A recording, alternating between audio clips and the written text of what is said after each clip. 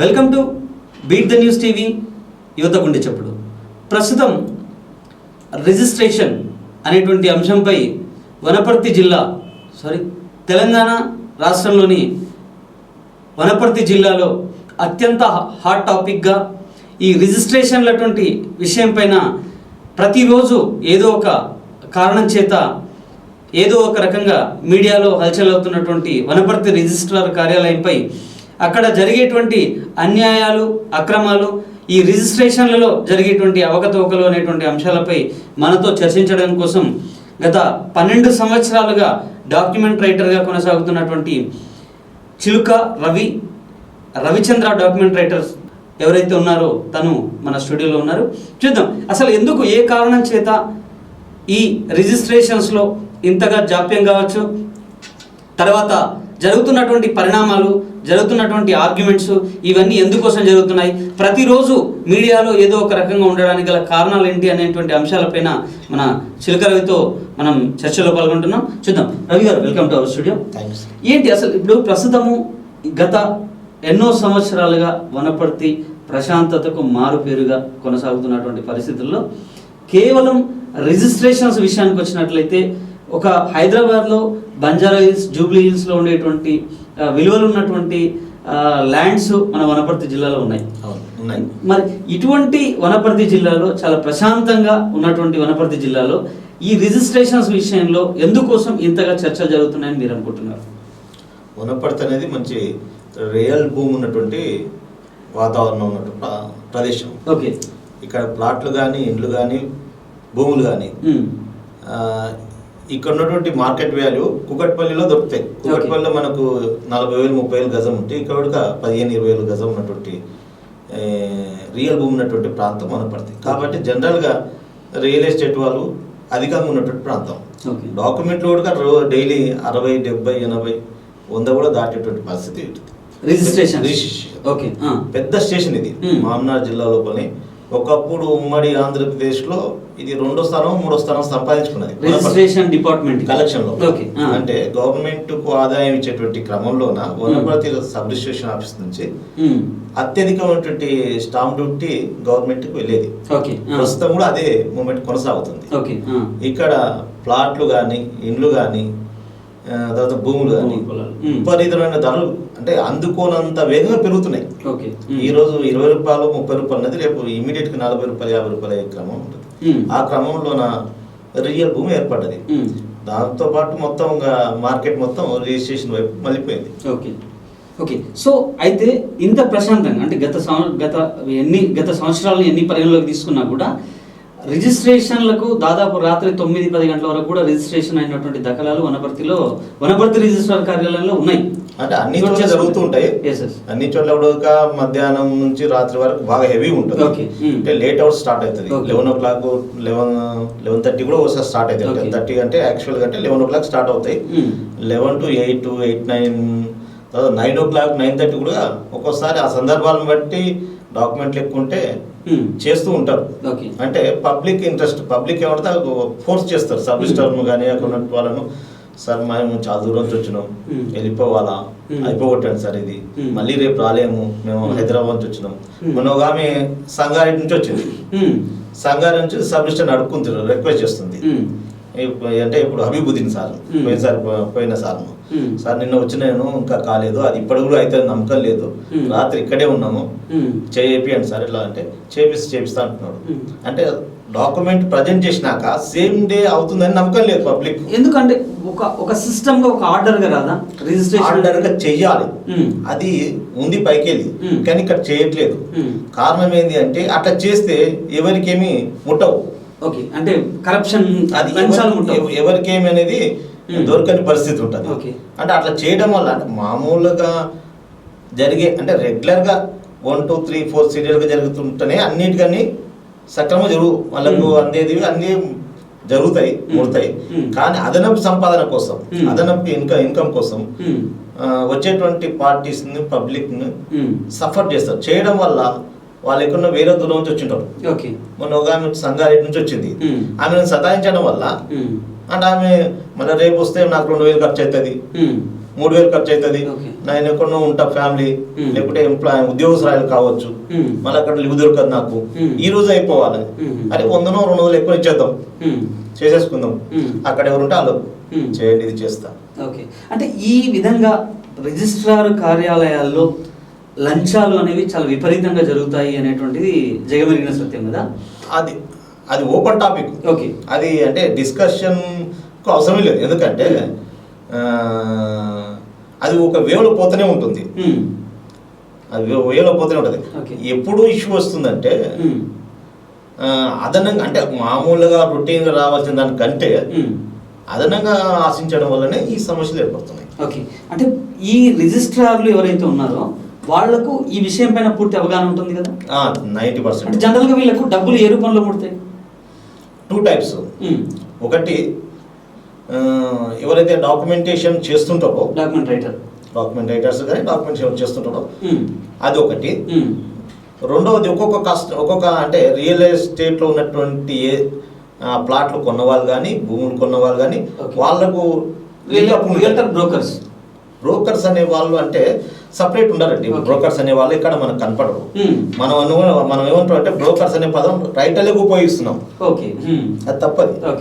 Writer వాడు ఒక 2 systems 3 systems పెట్టుకొని, ఒక ఆఫీస్ పెట్టుకొని, ఒక వ్యవస్థ నడుపుతూ వచ్చిన పార్టీకి వాడు డాక్యుమెంట్ తయారు చేసి అక్కడ దగ్గరుండి ఇది ఇట్లా చేయాలి ఇట్లా చేయాలి అంటున్నాం.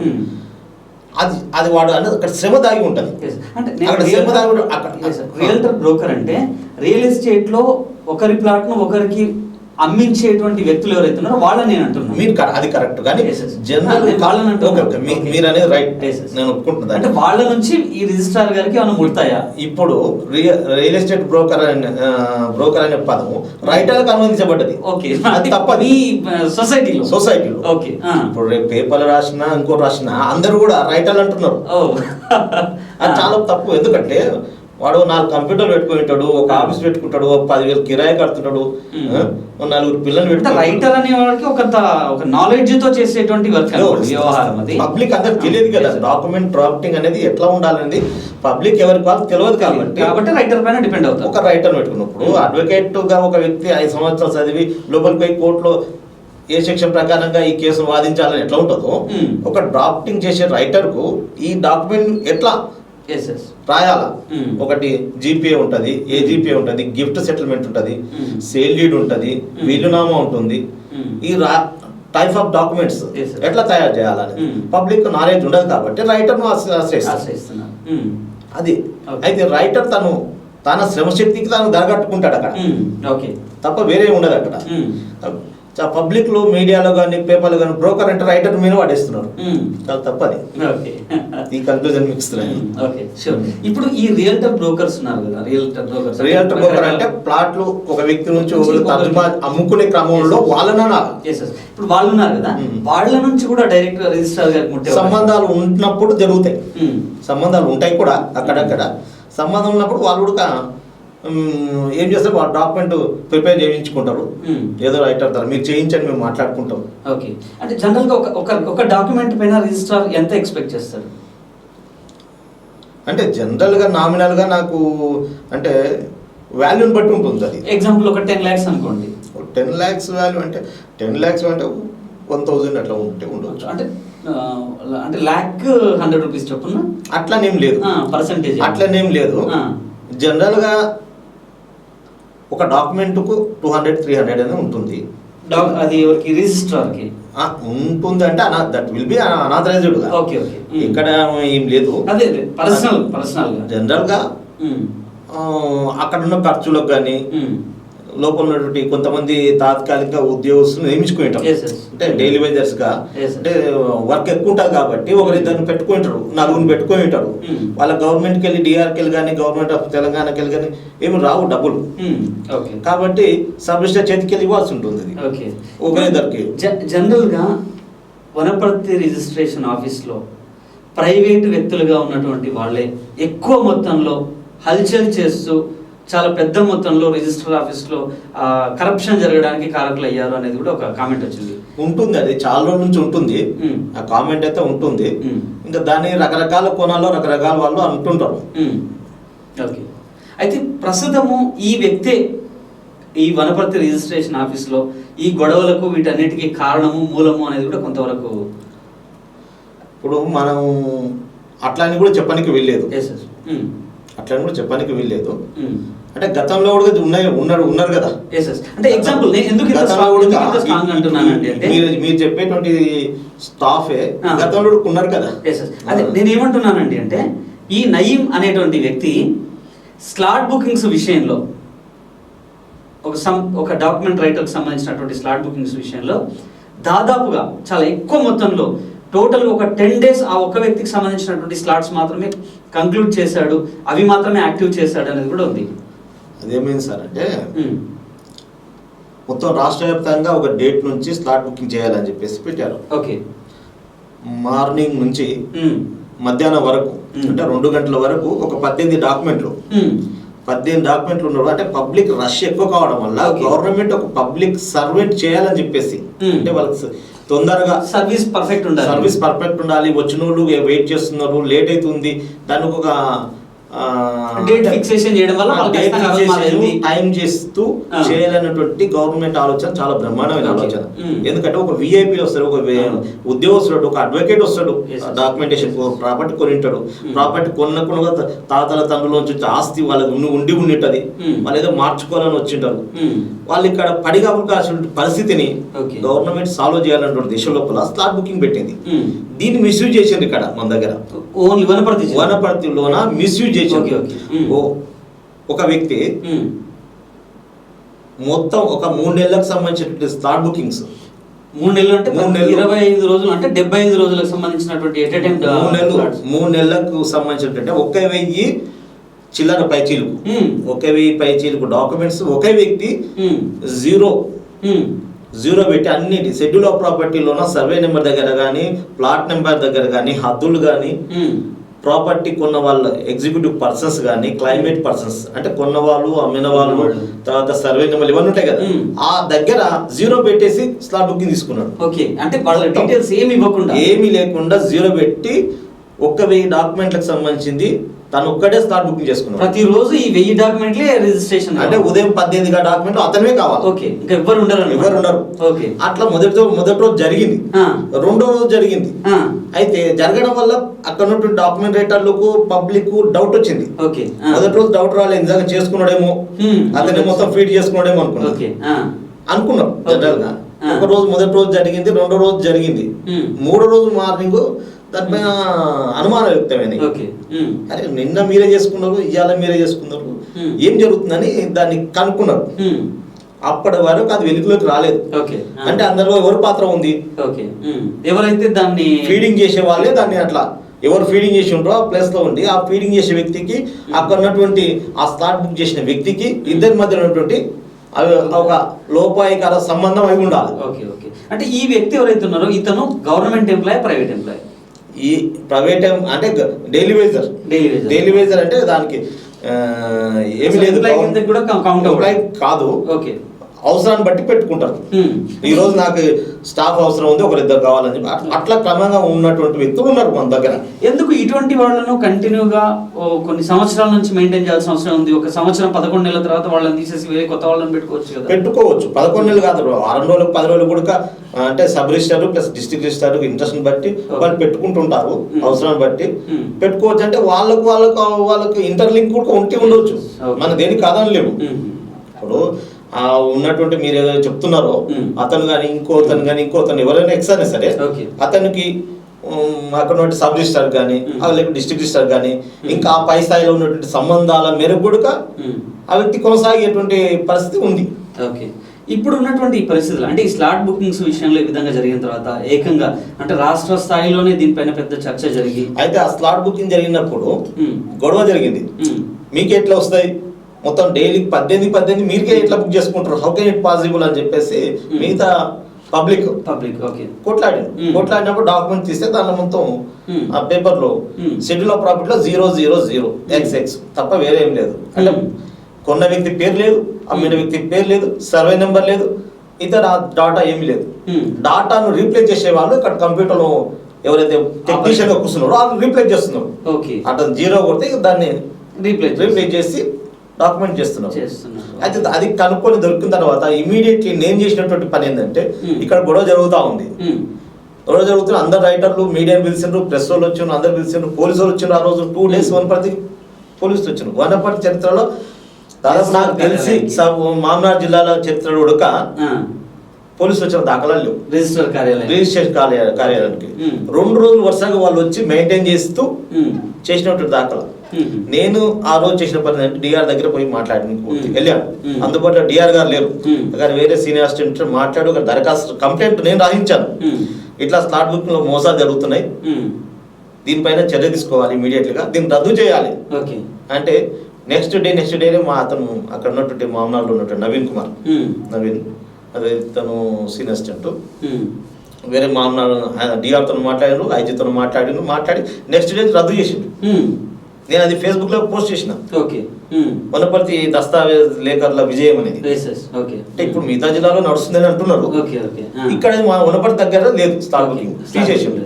ఒక వ్యక్తి సాంకేతికమైన పరిజ్ఞానాన్ని తాను తెలుసు అని చెప్పేసి లోపల ఉన్నటువంటి వ్యక్తులతో కుమ్మాకై ఆ పరిస్థితి ఉపయోగించుకోవడం వల్ల, దాన్ని క్యాష్ చేసుకోవడం వల్ల ఇతర అంటే జనానికి అంటే ఒక రకం మోసం చేస్తూ డిపార్ట్మెంట్ కూడా మోసం చేసిండ్రు.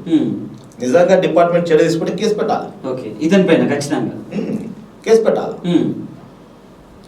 దాన్ని ఇంకా అప్పటికి ఆపేసిండు. అంటే దాన్ని ఎక్కువ కొనసాగించడం ఈ మిస్టేక్ చేసినందుకు వాడిపైన ఎటువంటి యాక్షన్స్ కూడా లేవు, ఈ రోజు వరకు లేవు.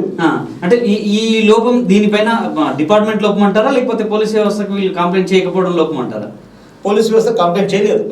చేయలేదు అంటే డిపార్ట్మెంట్ అట్లా అంటే మామూలు మాట్లాడి చెప్పింది ఏంటంటే అట్లా అంటే ఏవైనా అక్షరాలే కదా రవి, అక్షరాలే కదా, 00 కూడా అక్షరాలే కదా, కాబట్టి తీసుకున్నది సిస్టమ్.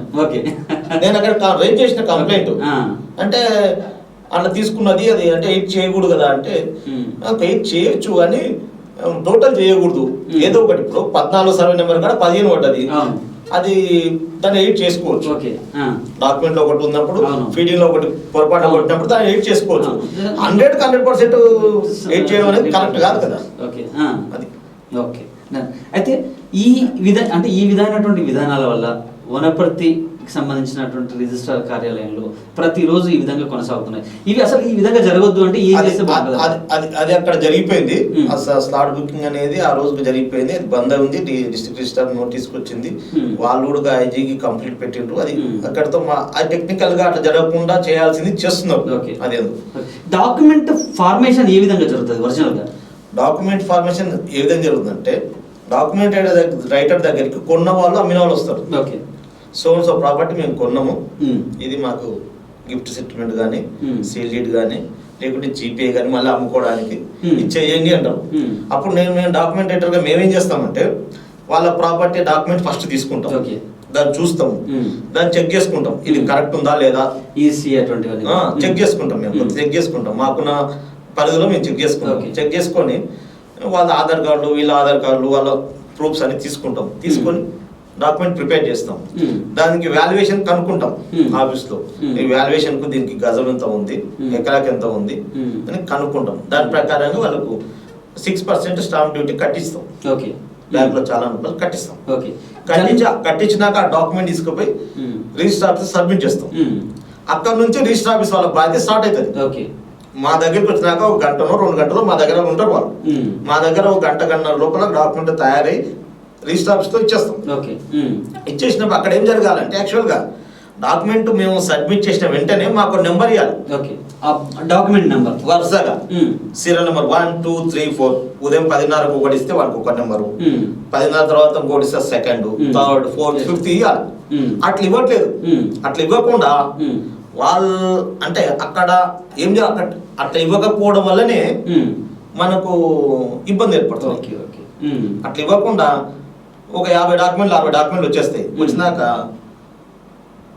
వాళ్ళకి కావాల్సిన వ్యక్తులు, తెలిసిన వ్యక్తులు, బంధువులు, లేకుంటే ఇట్లా లోపల రైటర్స్ తో మిలాఖత్ అయిన అవి ముందర పెట్టి చేసడం అనేది జరుగుతుంది రెగ్యులర్ గా. అది జరగడం వల్లనే సమస్యలు వస్తున్నాయి. నువ్వు ఆర్డర్ గా చేస్తే ఏ సమస్యలు ఎక్కడ రావు. 1, 2, 3 ప్రకారం చేస్తే నేను డిఆర్ దగ్గర కూడా మాట్లాడినప్పుడు అది చేయాలని చెప్పాను. అంటే చెప్తా అన్నారు వాళ్ళు కూడా. కానీ అట్లా జరగట్లేదు. అట్లా జరిగితే ఎవరి సమస్య ఉండదు. ముందర పోతాడు, ఇంటికి వస్తాడు. అయితే జనరల్ గా డాక్యుమెంట్ రైటర్స్ రైటింగ్ చేసేటప్పుడు జనరల్ గా ఉన్నటువంటి ప్లాట్, ఎగ్జాంపుల్ ఒక సర్వే నెంబర్ లో ఒక ప్లాట్ ఉందంటే దాని కింద by 1, by 2, by 3 అని చెప్పేసి ఒకే ప్లాట్ ను 2 times 3 times రిజిస్ట్రేషన్ చేసినటువంటి దాఖలాలు కూడా ఉంటాయి కదా, అవి ఎలా జరుగుతూ ఉంటాయి? అయితే డాక్యుమెంట్ రైటర్ చెప్పింది చేస్తాడు అతను. అంటే జనరల్ గా ఇప్పుడు ఉదాహరణకు ఒక 100 గజాలు ఉందనుకోండి, ఈ 100 గజాల డాక్యుమెంట్ లో by 1 అన్నప్పుడు ఆ by 1 లో ఏమైతుంది 50 గజాలు దానికి వస్తుంది, 50 గజాలు దీనికి వస్తుంది. ఆటోమేటిక్ ఒక క్యాల్కులేషన్ వచ్చేస్తుంది. మరి ఎలా పాసిబుల్ అవుతుంది ఆ by 1, by 2 అనేది? అంటే ప్రీవియస్ డాక్యుమెంట్ ఉండకుండా ఉండాలి. డాక్యుమెంట్ ఉండకుండా ప్రీవియస్ డాక్యుమెంట్ 100/100 ఉంటుంది. దాన్ని by 1, by 2, by 3 చేసేసి 50 అని చెప్పేసి అన్నారు అనుకోండి, ఇక్కడ 200 గజాలు అయిపోతుంది. ఒరిజినల్ ఉన్నది 100 గజాలు. ఎలా జరుగుతుంది అసలు ఈ మిస్టేక్? ఎలా జరుగుతుంది? అక్కడక్కడ చేస్తూ ఉన్నారు కానీ తప్పది. ఓకే ఓకే, అంటే జరుగుతుంది ఇది. రిజిస్ట్రేషన్ అంటే రిజిస్ట్రార్ దాన్ని ఎలా యాక్సెప్ట్ చేస్తారు? రిజిస్ట్రార్ కి చెక్ చేయడానికి అవకాశం ఉంటుంది కదా, అంటే చెక్ చేయడానికి అవకాశం అంటే సార్ మీరు మంచి క్వశ్చన్ అట్లేదు. అసలు స్టాప్ లేదు. రిజిస్ట్రార్ కు సరైనటువంటి స్టాప్ లేదు, చెక్ చేసేటువంటి అవకాశమే లేదు. అందరు మీద పడిపోతా ఉంటారు, రిజిస్ట్రేషన్ చేసేయాలి పోతా ఉంటారు. వాళ్ళకు ఒక 40 డాక్యుమెంట్లు చేయాలని లేదు. 100 చేస్తారు, 200 వచ్చినా చేస్తారు ఒకే రోజులో. దానికి మాత్రమే ఉంటుంది. స్లాట్ బుకింగ్ చేసింది అందుకే 15 డాక్యుమెంట్లు మధ్యాహ్నం వరకు చేయాలి, మధ్యాహ్నం తర్వాత ఎక్స్ట్రా ఒకటి చేయాలని చెప్పారు గవర్నమెంట్. అయితే ఆ 18 డాక్యుమెంట్లు కూడా ఇట్లా మోసాలు చేసిండాం. అయితే సబ్ రిజిస్టర్ కు ఒక 40 డాక్యుమెంట్ 30 డాక్యుమెంట్ పరిమితి ఉంటే అది స్లాట్ బుకింగ్ దారుణం లేకుంటే ఏదో రకం ఉంటే అన్ని చూసుకొని చేసేవాళ్ళు. అట్లా లేదు అసలు. అక్కడ సబ్ రిజిస్ట్రేషన్ లో ఆఫీస్ లో మనకు వెరిఫై కూడా ఉండదు. డిపెండ్ ఆన్ డాక్యుమెంట్ రైటర్, అంతే. వెరిఫై కూడా ఉండదు. మరి ఇటువంటి సందర్భాల్లో రైటర్ చేసినటువంటి అదే అంటే వాట్ ఎవర్ ఇట్ కస్టమర్ ఎవరైతే చెప్పారో దాన్ని యాజ్ ఇట్ ఈస్ గా రైటర్ చేస్తున్నారు కాబట్టి ఇప్పుడు రైటర్ చేసినటువంటి రైటింగ్ ని బేస్ చేసుకుని రిజిస్ట్రేషన్ లో రిజిస్టర్ అయిపోతుంది. మరి ఈ రిజిస్ట్రేషన్ అయిపోయిన తర్వాత జరిగినటువంటి గొడవలకు బాధ్యులు ఎవరు అవుతున్నారు? ఇక్కడ బాధ్యులు ఎవరైతే కస్టమర్లు అవుతారు, వాళ్ళే అవుతారు. ప్రాపర్టీ ఇప్పుడు ప్రాపర్టీ కొనుగోలుదారుడు ఎవరున్నాడు వాడు చూసుకోవాలి. ఓకే, ఇప్పుడు గవర్నమెంట్ గానీ సబ్ రిజిస్ట్రేషన్ ఆఫీస్ గానీ మిగతా వాళ్ళు బాధ్యులు పర్ఫెక్ట్ గా చెకింగ్ జరిగింది. రిజిస్ట్రేషన్ జరిగేటప్పుడే కనుక చెకింగ్ జరిగితే ఇక్కడ ఉన్నది కేవలం 100 గజాలే, ఇక్కడ 200 గజాల క్యాల్కులేషన్ వస్తుంది, ఇది డాక్యుమెంట్ వ్యాలిడ్ కాదు అని చెప్పేసి రిజెక్ట్ చేశారనుకోండి, కొన్నవాడు అక్కడికి ఆగిపోయేటువంటి అవకాశాలు ఉంటాయి. బట్ అది జరగకుండా ఆ వెరిఫికేషన్ అంటే ఈసీలో చెక్ చేసుకోవాలి. ఫస్ట్ ఈసీలో చెక్ చేసుకోవాలి ఆ డాక్యుమెంట్ లో ఎంత ప్రాపర్టీ ఉంది, 100 గజాలు ఉందా, 200 గజాలు ఉందా, ప్రాపర్టీ చెక్ చేసుకోవాలి. అది ఎంత మందికి డిస్పస్ అవుతుంది, ఒకరికి అవుతుందా, ఇద్దరికి అవుతుందా, ఎంత అవుతుంది, ఎంత మందికి ఎంత 50 40 అవుతుందా, 50 ఇద్దరు అవుతుందా, ఇద్దరికి అవుతుందా, అది ఆ టైంలో చేసుకోవడానికి గవర్నమెంట్ దగ్గర స్టాప్ లేదు. మాది వనపర్తి దగ్గర ఉంటే ఒక సబ్ రిజిస్టర్, 2 జూనియర్ అసిస్టెంట్లు, తర్వాత ఒక షరాఫ్, తర్వాత ఒక అటెండర్, సభ 5 మందితో నడుస్తూ ఉంది. ఒరిజినల్ ఎంత మంది ఉండాలి ఇక్కడ? ఇప్పుడు ఒరిజినల్ అంటే ఇక్కడ 10 మంది ఉన్నారు, తక్కువనే. అంటే ఫ్లోటింగ్ ఎక్కువ 10 మంది ఉన్నారు, తక్కువనే. అంటే అందుకే డైలీ వేజర్స్ పెట్టుకుంటున్నారు. Okay, done. అయితే డైలీ వేజర్ ద్వారానే జరగాల్సినటువంటి అవకతవకలే కాదు, కరప్షన్ మొత్తం ఆ ఒక్క వ్యక్తి ద్వారానే జరుగుతుంది అనేది వనపర్తి జిల్లా రిజిస్టర్ ఆఫీస్ లో ఏ రియల్ ఎస్టేట్ వ్యక్తిని వెళ్ళి అడిగినా లేదా ఎవరిని అడిగినా కూడా ఇదే కామెంట్ వస్తుంది. చాలా నుంచి ఉంది ఆ సబ్జెక్ట్, అయితే చాలా నుంచి ఉంది. మనం ఎందుకు రిమూవ్ చేయట్లేదు అంటే మనం కొత్తగా చెప్పాల్సింది లేదు. వనపర్తిలోనే కాదు, ప్రతి ప్రాంతంలో కూడా ఇట్లాంటి వ్యక్తులు కొంతమంది వాళ్ళు వీళ్ళు ఉంటారు. నేను చెప్పాల్సిన అవసరం లేదు, వేరే చెప్పాల్సిన అవసరం లేదు, చాలా మంది ఉంటారు దాంట్లో. ఇంకా అది ఎందుకంటే వ్యవస్థ అట్లా ఉంది, దాంట్లో ఎవరు మన అవకాశం మనం చేసుకుని వెళ్ళిపోవాలని తప్ప ఇప్పుడు డాక్యుమెంట్కి వచ్చేస్తారు. ఆ రోజు వాడు రూల్స్ మాట్లాడితే వాడు డాక్యుమెంట్ ఆగిపోతుంది. అంటే అది ఎవరు ఆపుతారు? రిజిస్టర్ ఆపుతారా లేకపోతే వీళ్ళే ఆపుతారా? అన్ని ప్లేసెస్ జరుగుతుంది. రూల్స్ మాట్లాడితే అన్ని ప్లేసెస్ జరుగుతుంది. మీరు చెప్పే వ్యక్తులు ఆపుతారు, చెప్పని వ్యక్తులు ఆపుతారు, అందరు చేస్తారు. నేను అందుకే డిస్ట్రిక్ట్ రిజిస్టర్ కు మాట్లాడే సందర్భంలో కూడా ఈ వరుస క్రమంలో చేయమని చెప్పాను. చెప్తే చెప్తామని చెప్పారు, కానీ ఆచరణలో జరగట్లేదు. ఓకే సరే. గతంలో శ్రీనివాసులు అని చెప్పేసి సబ్ రిజిస్టర్ ఉన్నప్పుడు అతను చేసేవాడు వరుస క్రమంలో. మీరు చెప్పే వ్యక్తిని కట్టడి చేసిన వ్యక్తి ఆ సారే, సబ్ రిజిస్టరే. ఎంతో కొంత నీకు 100% కాకుండా 40% 30% వీలైన వరకు కంట్రోల్ చేయగలిగాడు. మిగతా వాళ్ళు మొత్తం అతని కింద అయిపోయారు. ఎందుకంటే వచ్చే సబ్ రిజిస్టర్ కంటే నాలెడ్జ్ హై పర్సన్ ఉన్నప్పుడు ఏం సబ్ రిజిస్టర్ ఏం చేయగలుగుతాడు? వచ్చే సబ్ రిజిస్టర్ కంటే నాలెడ్జ్ ఎక్కువ ఇక్కడ ఎక్కువ ఉన్నప్పుడు ఏం చేయాలను అంటే కరప్షన్ లోనే ఎక్కువ ఉంది అనేది అందరి మీరు చెప్పేది. అయితే ఇక్కడ ఏం చేస్తుంటే ఒత్తిడి పెట్టడం వల్లనే జరుగుతా ఉంది. వచ్చినటువంటి వ్యక్తికి ప్లాట్ కానీ ఇల్లు కానీ కొన్న వ్యక్తికి త్వరగా అయిపోవాలని ఆతృత ఉంటుంది. వాళ్ళు ఎక్కడి నుంచి వచ్చి ఉంటారు, నార్కల్ నుంచో, మామూలు నుంచో, ఆత్మకూరు నుంచో, కర్నూలు నుంచో వచ్చి ఉంటారు. వెళ్ళిపోవాలని పని ఉంటుంది, రేపు వేరే పని ఉంటుంది వాళ్ళకు. ఆ తొందరలో కొన్నా ఏమైనా సరే చేస్తారు వాళ్ళు. మాకు తొందరగా 500 కాబట్టి 1000 రూపాయలు ఇస్తాం, ఇంకేమైనా కానీ చేయండి. ఏది ఆ మూమెంట్ నువ్వు తీసుకుంటున్నావు. ఆ మూమెంట్ ను తీసుకొని పొందుతున్నారు. బేసిక్ గా ఈ రోజు అవుతుందో కాదో అనేటువంటి ఆతృతతోనే ఆ భయాన్ని వాడుకొని డబ్బులు ఎన్కాష్ చేసుకుంటాం. అదే జరుగుతుంది. అయితే ప్రస్తుతము ప్రతిరోజు ఏదో ఒక రకంగా మీడియాలో ఉండడం వల్ల అక్కడ ఎటువంటి డిస్టర్బెన్స్ అనేది జరగట్లేదు అంటారా? డిస్టర్బెన్స్ కావడం వల్లనే లాస్ట్ టైం ఆ సబ్ రిజిస్టర్ ను ట్రాన్స్ఫర్ చేశారు. ఓకే, అంటే ఈ ఎలిగేషన్స్ అనేది రావడం వల్ల. ఈ చర్చలో చిన్న బ్రేక్ తీసుకుందాం. చూస్తూనే ఉండండి బీట్ ద న్యూస్ టీవీ.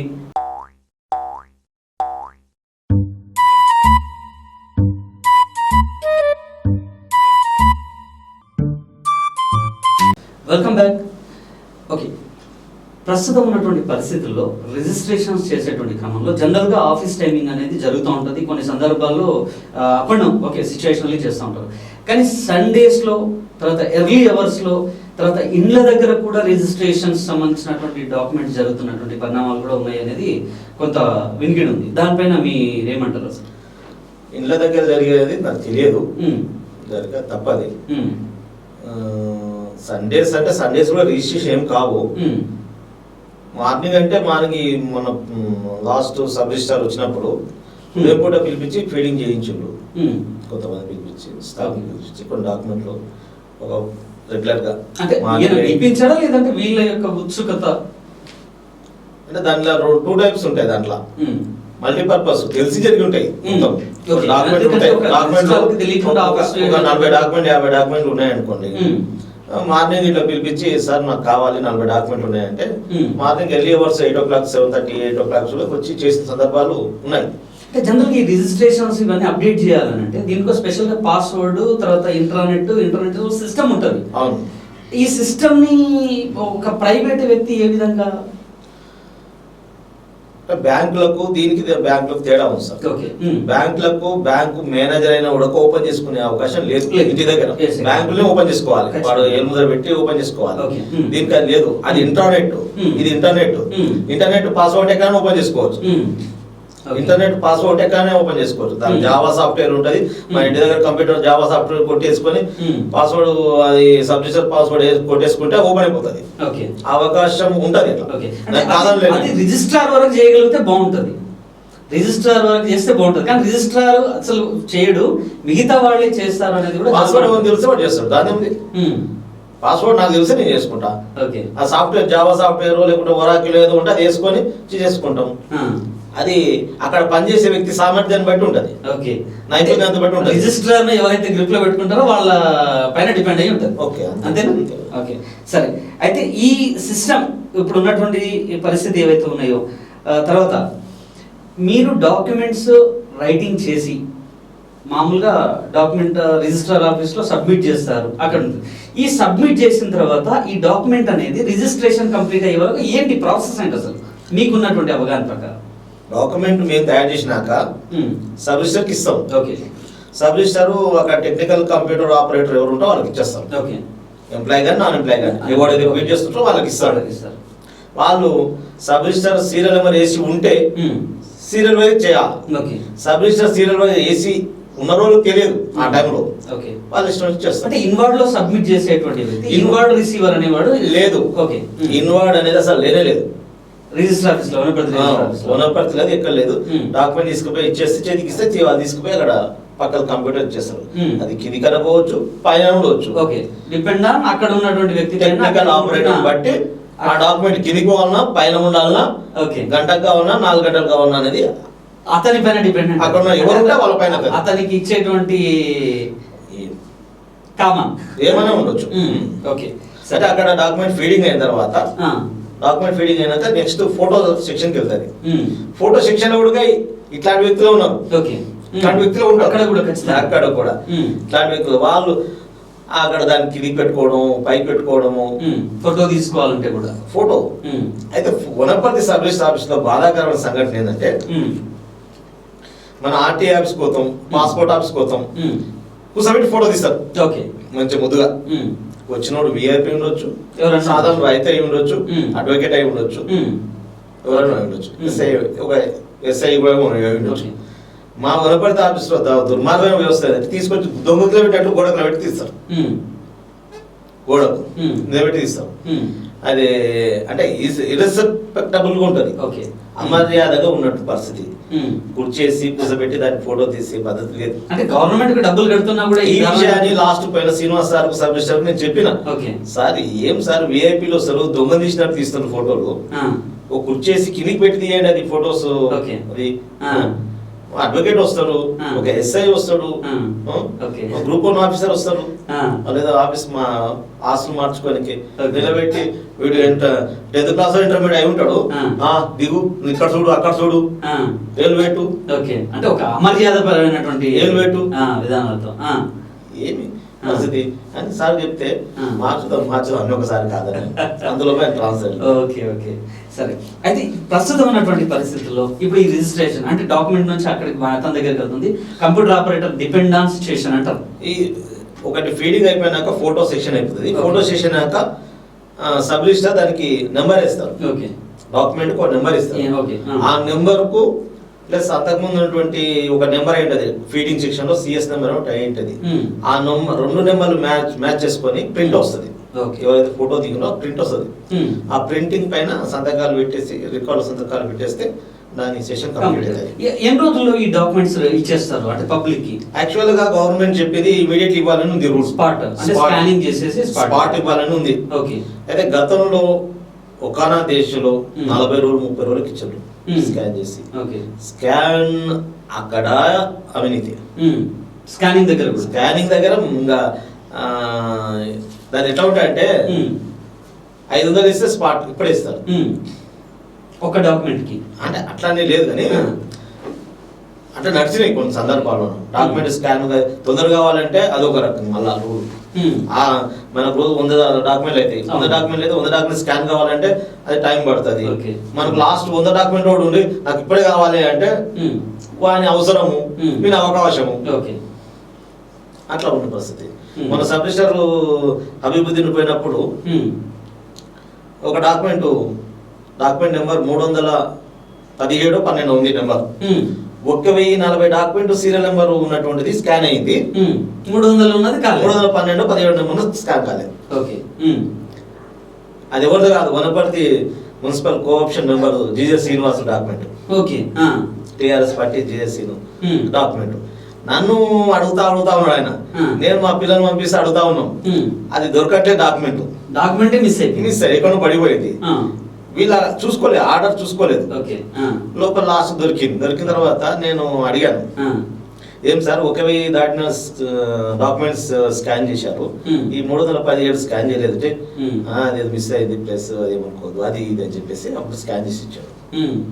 అంటే ప్రతి ఒక్కరికి ఇదే పరిస్థితి అన్నమాట. ఆర్డర్ ప్రకారం చేయాలా కానీ చేయట్లేదు. అంటే ముడుపులతోనే రిజిస్టర్ ఆఫీస్ అనేది పూర్తి స్థాయిలో అది విజయవంతంగా సక్సెస్ అవుతుంది. జనరల్ గా ఇప్పుడు ఇన్వార్డ్ నుంచి అంటే మీరు డాక్యుమెంట్ సబ్మిట్ చేసే దగ్గర నుంచి కంప్యూటర్ ఆపరేటర్, తర్వాత ఫోటో సెషన్, తర్వాత స్కానింగ్ సెషన్, తర్వాత రిజిస్ట్రార్ సెషన్ అని 4 సెషన్లు ఉన్నాయి కదా.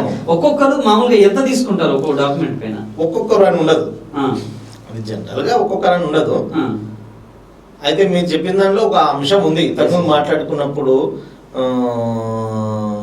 ఆ వరుస క్రమంలో ఆయన నమోదు చేయకపోవడం వల్ల నెంబర్ 1 నెంబర్ 2 డాక్యుమెంట్ ఎప్పుడైతే ఇన్వాల్వ్ ఇచ్చినామో మనం బయటకు రానికే నెంబర్ 1 నెంబర్ 2 అనే ప్రింటింగ్ ఆర్డర్ ఇవ్వరు. అక్కడ ఉన్న వ్యక్తి కిందికి మీదికి చేసే అవకాశాలు ఉంటాయి. వాళ్ళ సంబంధించినటువంటి వ్యక్తులను ఎవరున్నా వాళ్ళ పైన పెట్టుకొని చేసేస్తారు, మిగతా వాళ్ళు కింద పెట్టి చేసేస్తారు. అయితే ఒక డాక్యుమెంట్ వచ్చేసి 2-3 రోజులు కూడా అవుతున్నాయి, సేమ్ డే అవుతలేవు. దానివల్ల సేమ్ డే చెయ్యరు, చేస్తే వీళ్ళకి ఏం వస్తుందండి, చేస్తే వీళ్ళకి రాదు కదా. 2 రోజుల్లో పెడితేనే వాళ్ళు అడుక్కుంటారు. ఆ పరిస్థితి క్రియేట్ చేసి ఇంకా దారుణమైన విషయం చెప్పుకుంటే నెట్ రాదంటారు, స్లో ఉందంటారు, సర్వర్ డౌన్ అంటారు. మనకేమో మనం పోయి లోపల కూర్చొని చూడలేము, మనకు ఆ పాస్వర్డ్ తెలియదు. అది తెలిసినోడేమో సర్వర్ డౌన్ అంటాడు, నెట్ వస్తలేదు అంటాడు, స్లో ఉంది అంటాడు. అది చెప్పింది నా ఎవరు చెప్పింది వినాలి. చూడండి అంటే ఎవరైనా చూడండి, మాది మేము హైదరాబాద్ పోవాలి, వేరే ఊరికి పోవాలి, చాలాసేపు అయింది, పిల్లలు ఉన్నారు, మళ్ళీ నాకు రేపు సెలవు దొరకదని ఎవరైనా అనుకో, సరే మేనతో మాట్లాడు, సార్తో మాట్లాడు, సరే సరే చేస్తా, మాట్లాడితే అయిపోతుంది కావచ్చు.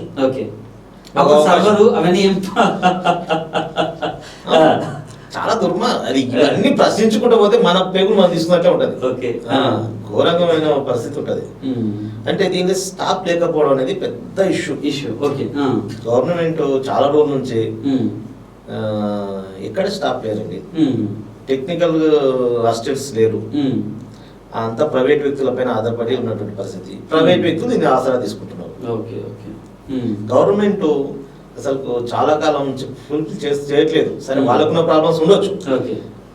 ఈ డిపార్ట్మెంట్కి ఎవరు వస్తుంటారంటే ఈ కారుణ్య నియామకాలు ఉంటాయి కదా, వివిధ రంగాల్లో ఉన్నట్టు వాళ్ళు ఎంప్లాయీస్ చనిపోతే వాళ్ళ కూతుర్లను కొడుకులను తీసుకుని వాళ్ళు రిజిస్టార్స్ వచ్చేస్తున్నారు. వాళ్ళు ఫస్ట్ ఆప్షన్ రిజిస్టార్స్ పెట్టుకుంటున్నారు. పోలీస్ ఆఫీస్ లో ఉన్నటువంటి ఒక ఎంప్లాయీ చనిపోతే వాళ్ళ కొడుకు కూతురు కానీ నేను రిజిస్టార్స్ కేసు వేయడానికి 1 లక్షలు 2 లక్షలు ఇస్తుంది దీనికి అంటున్నారు. వాళ్ళకి తెలియదు వ్యవహారం, వస్తారు వాళ్ళు అదే పని చేస్తారు. అంటే బేసిక్ గా కరప్షన్ ఫినాన్షియల్ గా డబ్బులు ఎక్కడ సంపాదించుకోవచ్చు అటువైపే వెళ్తుంది, వ్యవసాయం కామన్ గా వెళ్తుంది. ఇక దాని అంటే ఇక్కడ ఉన్నటువంటి ఈ టెక్నికల్ గా ఉన్నటువంటి వాళ్ళు దాన్ని బాగా వాడుకుంటారు.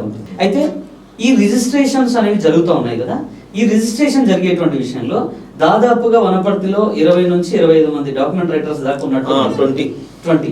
సో 20 మందిలో అందరికి సమానంగా రిజిస్ట్రేషన్ అవుతాయా కనీసం? అంటే మీరు డబ్బులు వాళ్ళ పేరు ప్రాముఖ్యతను బట్టి, వాళ్ళకున్న గుర్తింపు బట్టి, వాళ్ళకున్న పరిచయాలను బట్టి అవుతుంటాయి ఎప్పటికైనా సరే. అంటే నా వరకు నాకు ఒక 4, 5, 6 చేయగలుగుతాను పర్ డే 4, 5, 6 చేస్తాం. కొంతమంది 20, 30 కూడా చేస్తుంటాం, 40 కూడా చేస్తుంటాం. అంటే ఎట్లా అంటే వీళ్ళు ఎక్కువ డబ్బులు ఉంటాయి చెప్తా ఉంటారంట? అట్లానే కాదు, పబ్లిక్ ఏముంటది అంటే తొందర అయిపోవాలని ఉంటుంది. పబ్లిక్ ఏముంటది, ఏజెంట్లకు కానీ ప్లాట్ల ఏజెంట్లకు కానీ రెగ్యులర్ గా మార్కెట్ లో ఉన్నటువంటి వీళ్ళు ఎవరు ఉంటారు వ్యాపారస్తులు వాళ్ళకి ఏముంటది, మాకు వస్తేనే 2 గంటలు అయిపోవాలి డాక్యుమెంట్, అది రకరకాల 2 గంటలు అయిపోవాలి, పొద్దుసారి మేము ఉండలేము అంటే వాళ్ళు అనడం వల్ల ఏంది, మేము 500 కాబట్టి 1000 రూపాయలు అయిపోగానే ఇస్తామనే పద్ధతిలో పబ్లిక్ కి ముందుకు వస్తున్నారు. ఏదైతే ఈ రియల్ ఎస్టేట్ లో ఉన్నటువంటి వ్యాపారస్తులు మధ్యవర్తులు ఎవరైతే ఉన్నారో వాళ్ళ ముందరకు వస్తున్నారు. భయ్ మా తొందర అయిపోవాలి. ఎందుకు అంటే ఒక ప్రాపర్టీ లక్షలో ఉంటది, ఆ అమ్మిన వ్యక్తికి ప్లాట్ గానీ ఆ స్థలం గానీ అమ్మిన వ్యక్తికి ఎప్పుడు ఏ ఆలోచన పుట్టుతో తెలియదు కదా. వాడు ఇప్పుడు తప్పు దొరకడు, మళ్ళా ఇవాళ అయిపోగొట్టుకోవాలి, దాంతో 2000 ఇస్తా తీసుకోండి చేయండి అనడం వల్ల ఏమైతుందంటే సాధారణంగా రైతులు కానీ ఇతర వయస్సులు కానీ ఎప్పుడో ఒకసారి వచ్చేటోళ్ళు ఇబ్బంది పడుతున్నారు. జనరల్ గా డాక్యుమెంట్ వచ్చేటోళ్ళు ఇబ్బంది పడుతున్నారు. అంటే జనరల్ గా ఈ సిస్టమ్ చూస్తే మనకు అర్థమైంది ఏంది ఫైనల్ గా అంటే ఈ కరప్షన్ ని ఇండైరెక్ట్ గా ఎంకరేజ్ చేస్తుంది ప్రభుత్వమే, పబ్లిక్ కూడా ఎంకరేజ్ చేస్తుంది. అదే అంటే పబ్లిక్ కి ఇన్ టైంలో ఏదైనా జరిగింది అనుకోండి, ఉదాహరణకి ఈ టైంలో జరిగిపోద్ది అన్నప్పుడు వాడు ఎందుకు అదనంగా డబ్బులు ఇవ్వడానికి ట్రై చేస్తాడు? అంటే టైమింగ్ లేదు, ఆ టైమింగ్ పెట్టడానికి పెట్టిందే స్లాట్ బుకింగ్, దాని కూడా ఫెయిల్ చేశారు. ఫైనల్ గా ఏంటంటే దీనికి ఒక వ్యవస్థ తీసుకురావాలి. గవర్నమెంట్ బాగా ఆలోచించి ఒక వ్యవస్థ తీసుకొచ్చి, ఇప్పుడు మనకు పాస్పోర్ట్ సేవా కేంద్రం ఉంది, పాస్పోర్ట్ సేవా కేంద్రంలో ఒక 20 టేబుల్స్ ఉంటాయి, 10 టేబుల్స్ ఉంటాయి, పోతేనే టోకన్ ఇస్తారు. ఆ ఆ టోకెన్ ప్రకారంగా 1 2 3 ఎట్లా ఉందో ఆ టేబుల్ ప్రకారం ఓ దగ్గర ఫీడింగ్ అయితే ఓ దగ్గర ఫోటో తీస్తారు, ఓ దగ్గర సంతకాలు తీసుకుని, ఓ దగ్గర ఛాలెంజింగ్ చేస్తారు. ఈ విధంగా ఉంటేనేమో అక్కడ ఎటువంటి కరప్షన్ జరగదు. అక్కడ ఆవిడ అడగడు, వీడు ఇవ్వడు. అంటే వాడిని స్టార్టింగ్ ని అది ఆర్డర్ ఉండదు కాబట్టి చేస్తుంది. స్టార్టింగ్ సీరియల్ వైజ్ చేస్తే న్యూసెన్స్ అనేది ఉండదు. అది చేయరు. ఎన్నిసార్లు పోతే కూడా చేయరు. నెంబర్ ఆఫ్ టైమ్స్ నేను అడిగాను, నెంబర్ ఆఫ్ టైమ్స్ చెప్పాను.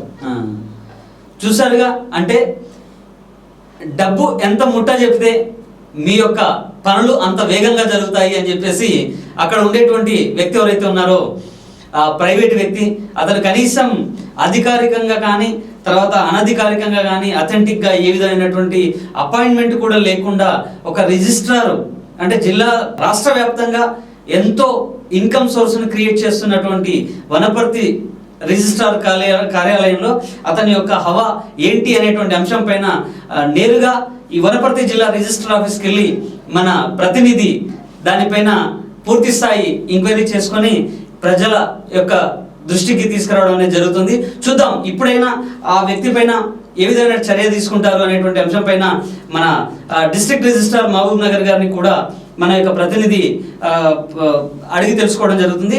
చూసారుగా ఈరోజు ఈ చర్చలో మన రవిచంద్ర డాక్యుమెంట్ రైటర్ ఈ చర్చలో పాల్గొన్నారు. ముఖ్యంగా రిజిస్ట్రేషన్ కార్యాలయంలో జరిగేటువంటి అనేక అక్రమాలు, తర్వాత కస్టమర్ని ఏ విధంగా ఇబ్బందులకు గురి చేసి అతని నుంచి ఎంత పెద్ద మొత్తంలో వీలైతే అంత పెద్ద మొత్తంలో లాగడానికి వనపర్తి రిజిస్ట్రార్ కార్యాలయం ముందంజలో ఉంది అని చెప్పేసి ఈ చర్చలో మనం తెలుసుకోవడం జరిగింది.